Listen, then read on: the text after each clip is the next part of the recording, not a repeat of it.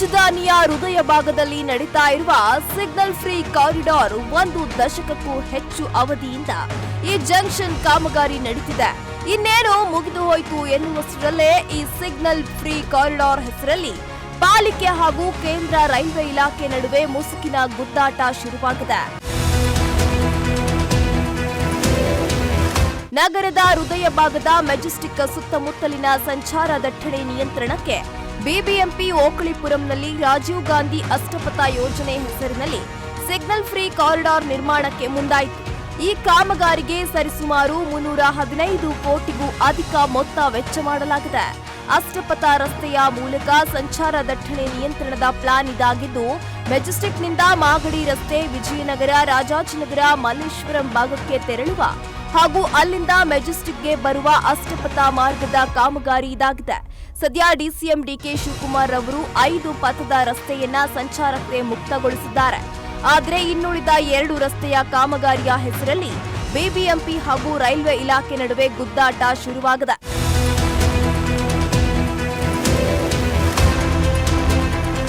ಅವರು ಏನೋ ಈ ಕಾಮಗಾರಿಯನ್ನು ಅನುಷ್ಠಾನಗೊಳಿಸುವಲ್ಲಿ ಆಗಿರುವ ವಿಳಂಬದಿಂದಾಗಿ ಕಾಮಗಾರಿ ಮೊತ್ತದಲ್ಲಿ ಹೆಚ್ಚುವರಿಯಾಗಿದೆ ಅಂತ ಹೇಳಿ ಅವರು ಇದನ್ನು ಹೆಚ್ಚುವರಿಯಾಗಿ 7 ಕೋಟಿ ಮೊತ್ತವನ್ನು ಪಾಲಿಕೆ ವತಿಯಿಂದ ರೈಲ್ವೆ ಇಲಾಖೆಗೆ ಭರಿಸೋದಕ್ಕೆ ಕೇಳಿರೋದು ನಿಜ.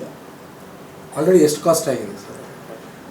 ಚೆನ್ನೈ ಟ್ರ್ಯಾಕ್ದು 40 ಕೋಟಿ ಇತ್ತು, ಮತ್ತು ತುಮಕೂರು ಟ್ರ್ಯಾಕ್ದು 40 ಕೋಟಿ ಇತ್ತು. ತುಮಕೂರು ಟ್ರ್ಯಾಕ್ನವರು ಅವ್ರದ್ದು ಏನು ನಾವು ಮೊತ್ತನ ಭರಿಸಿದ್ವಿ ಆ ಮೊತ್ತದಲ್ಲೇ ಕಾಮಗಾರಿ ಪೂರ್ಣಗೊಳಿಸಿದ್ದಾರೆ. ಚೆನ್ನೈ ಟ್ರ್ಯಾಕ್ದು ಇವಾಗ ಇತ್ತೀಚಿನ ದಿನಗಳಲ್ಲಿ 2 ಬಾಕ್ಸ್ ಪುಷ್ ಮಾಡೋದನ್ನು ಪೂರ್ಣಗೊಳಿಸಿದ್ದಾರೆ. ಅಲ್ಲಿರೋವಂಥ ಎಲ್ಲ ಡೆಬ್ರೀಸು ಮತ್ತು ಇತ್ಯಾದಿಗಳನ್ನೆಲ್ಲ ತೆರವುಗೊಳಿಸಿದ್ರೆ ನಾವು ಅಪ್ರೋಚ್ ರಸ್ತೆಗಳನ್ನ ನಿರ್ಮಾಣ ಮಾಡಿ ವಾಹನಗಳ ಸುಗಮ ಸಂಚಾರಕ್ಕೆ ಹಾಗೂ ಅಲ್ಲಿ ಏನೋ ಒಂದು ಡ್ರೈನೇಜ್ ಮಳೆ ನೀರು ಹಾದು ಹೋಗೋದಕ್ಕೆ ಅಂದ್ಬಿಟ್ಟು ಒಂದು ಪೈಪ್ ಪುಷಿಂಗ್ ಮಾಡ್ತಾ ಇದ್ದೀವಿ ಟ್ರ್ಯಾಕ್ ಕೆಳಗಡೆ. ಆ ಕಾಮಗಾರಿನ 2 ಕಾಮಗಾರಿನ ಪೂರ್ಣಗೊಳಿಸಲು ಸಹಕಾರ ಆಗುತ್ತೆ.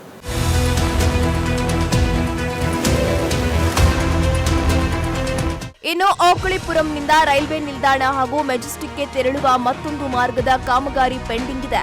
ಸದ್ಯ ಕಾಮಗಾರಿ ಸ್ಥಗಿತವಾಗಿದ್ದು ನಿತ್ಯ ಸಂಚಾರಕ್ಕೆ ಕಾಮಗಾರಿ ಅಡ್ಡಿಯಾಗ್ತಿದೆ. ಕಾಮಗಾರಿ ಮುಂದುವರಿಯಲು ಪರಿಹಾರ ರೂಪದಲ್ಲಿ 7 ಕೋಟಿ ರೂಪಾಯಿ ಹಣವನ್ನ ಪಾಲಿಕೆಗೆ ನೀಡುವಂತೆ ರೈಲ್ವೆ ಇಲಾಖೆ ಪತ್ರ ಬರೆದಿದೆ. ಆದರೆ ಈಗಾಗಲೇ ಹಲವು ಹಂತದಲ್ಲಿ ನಾವು ಪರಿಹಾರದ ಹಣವನ್ನ ರೈಲ್ವೆ ಇಲಾಖೆಗೆ ನೀಡಿದ್ದೇವೆ. ಆದರೂ ನಾನಾ ಕಾರಣಗಳನ್ನ ಮುಂದಿಟ್ಟಿರೋದು ಪಾಲಿಕೆ ಅಧಿಕಾರಿಗಳ ಅಸಮಾಧಾನಕ್ಕೆ ಕಾರಣವಾಗಿದೆ. ಇತ್ತ ಭೂ ಸ್ವಾಧೀನದ ದರ, ನಿಲ್ದಾಣ ನಿರ್ವಹಣೆ, ಕೆಳ ಸೇತುವೆ ನಿರ್ಮಾಣ ಕಾಮಗಾರಿ ವೆಚ್ಚ, ಡೆಬ್ರಿಸ್ ತೆರವು ವೆಚ್ಚ ಸೇರಿದಂತೆ ಹಲವು ಕಾರಣಗಳನ್ನ ಮುಂದಿಟ್ಟುಕೊಂಡು 7 ಕೋಟಿ ರೂಪಾಯಿ ಹಣವನ್ನ ರೈಲ್ವೆ ಇಲಾಖೆ ಬಿಬಿಎಂಪಿ ನೀಡುವಂತೆ ಪತ್ರ ಬರೆದಿದೆ. ಯೋಜನೆ ಶುರು ಮಾಡಿ 10 ವರ್ಷಗಳಾಗಿವೆ. ಇದುವರೆಗೂ ಕಾಮಗಾರಿ ಪೂರ್ಣ ಮಾಡದೆ ಸಾರ್ವಜನಿಕರ ಸಂಚಾರಕ್ಕೆ ಕಷ್ಟವಾಗಿದೆ. ಇತ್ತ ಈ 2 ರಸ್ತೆಗಳು ಮುಂದಿನ ಫೆಬ್ರವರಿಗೆ ಕಾಮಗಾರಿ ಪೂರ್ಣವಾಗುತ್ತೆ ಅಂತ ತಿಳಿಸಿದ್ರು.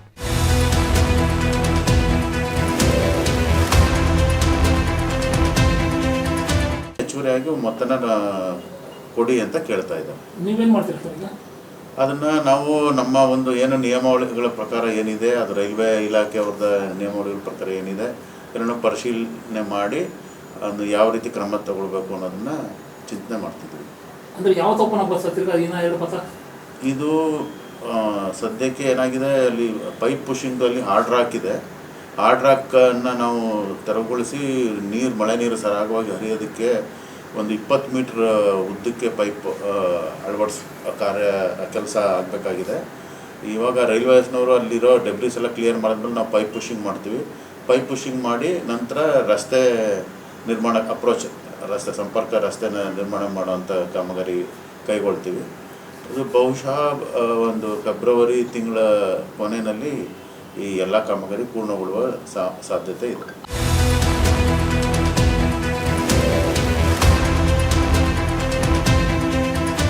ಒಟ್ನಲ್ಲಿ ಲೋಕಸಭಾ ಚುನಾವಣೆ ಘೋಷಣೆಯ ಹಿಂದಿನ ವಾರ ತರಾತುರಿಯಲ್ಲಿ ಅಷ್ಟಪಥ ರಸ್ತೆಗೆ ಚಾಲನೆ ನೀಡಿದ ಕಾಂಗ್ರೆಸ್ ಸರ್ಕಾರ ಈಗ ಕಾಮಗಾರಿ ಪೂರ್ಣಗೊಳಿಸದೆ ಜನರು ಟ್ರಾಫಿಕ್ನಲ್ಲಿ ವಾಹನ ಸವಾರ ಮಾಡುವ ಭಾಗ್ಯ ಸಿಕ್ಕಿದೆ.